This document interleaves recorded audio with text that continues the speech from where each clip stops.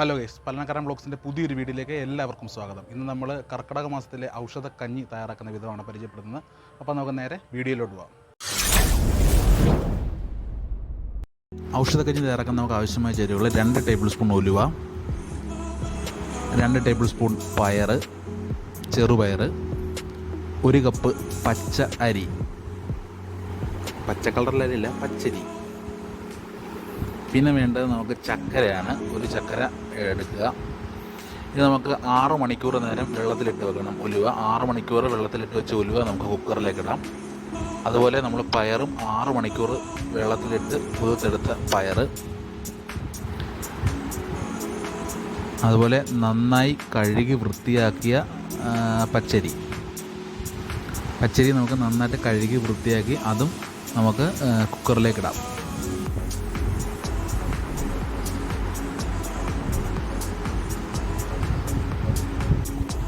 അതിനുശേഷം 1 കപ്പ് വെള്ളം ഒഴിക്കുക. 1 കപ്പ് വെള്ളം ഒഴിച്ച് നമുക്ക് കുക്കറിൽ വെച്ച് കുക്കർ നന്നായി അടച്ച് അത് അടുപ്പിൽ തീ കത്തിച്ചിട്ട് നമുക്ക് അടുപ്പത്തേക്ക് വെക്കാം. ആ സമയത്ത് തന്നെ നമുക്ക് നമ്മുടെ ഇതിനൊപ്പം തന്നെ നമുക്ക് റെഡിയാക്കേണ്ട വേറൊരു സാധനമുണ്ട്, നമ്മുടെ ചക്കര, അതായത് നമ്മുടെ കരിപ്പെട്ടി. അത് നമുക്ക് നന്നായി പൊടിച്ചെടുക്കുക അല്ലെങ്കിൽ ചീകിയെടുക്കുക ചെയ്ത് ഒരു പാത്രത്തിൽ കുറച്ച് വെള്ളം കൂടെ ഒഴിച്ച് അതും കൂടെ വെച്ച് നമുക്ക് ചൂടാക്കി റെഡിയാക്കി എടുക്കണം. അതായത് ചക്കര പാനീയം റെഡിയാക്കി എടുക്കണം. അപ്പോൾ നമുക്കതും അടുപ്പത്തേക്ക് വെക്കാം.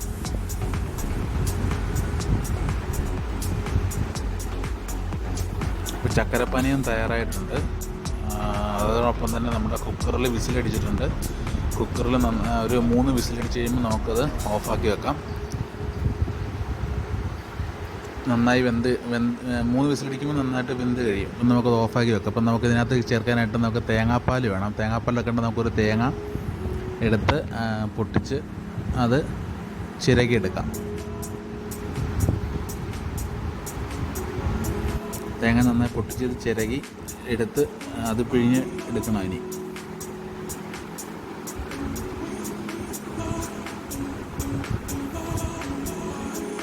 ഇപ്പോൾ തേങ്ങ നന്നായിട്ട് പൊട്ടിച്ചത് ഞാനിപ്പോൾ മിക്സിയിൽ ഒന്ന് അടിച്ചിട്ടാണ് എടുത്തേക്കുന്നത്. നന്നായിട്ട് ചിരവി എടുത്ത് മിക്സിയിൽ ഒന്ന് അടിച്ച് അതിൻ്റെ തേങ്ങാപ്പാൽ എടുത്തിരിക്കുകയാണ്.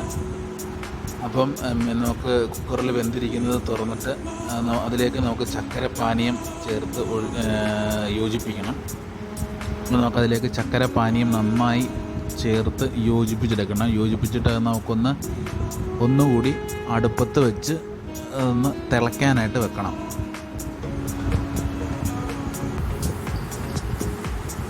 അപ്പോൾ ചക്കരപ്പാനീയം നമ്മൾ നന്നായിട്ട് ഒഴിച്ച് യോജിപ്പിച്ചിട്ട് നമ്മൾക്കൊന്ന് അടുപ്പത്തേക്ക് വെക്കാം.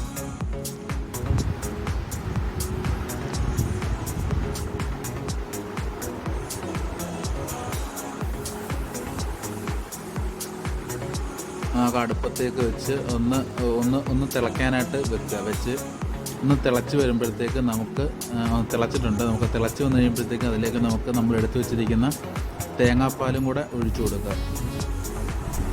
തേങ്ങാപ്പാൽ ഒഴിച്ച് കുറച്ച് നേരം ഒന്ന് ചൂടാക്കണം. തേങ്ങാപ്പാൽ ഒഴിച്ചിട്ട് തിളപ്പിക്കാനായിട്ട് വെക്കണ്ട. തേങ്ങാപ്പാൽ ഒഴിച്ച് കുറച്ച് നേരം ഒന്ന് ചൂടാക്കി എടുക്കുക.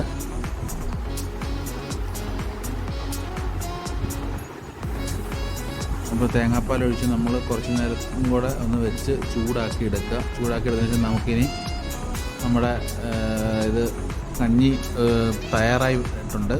നമുക്കിനി അതൊരു സെർവിങ് പാത്രത്തിലേക്ക് മാറ്റാം. അപ്പം സ്വാദിഷ്ടമായ ഔഷധക്കഞ്ഞി അല്ലെങ്കിൽ ഉലുവ കഞ്ഞി തയ്യാറായിട്ടുണ്ട്.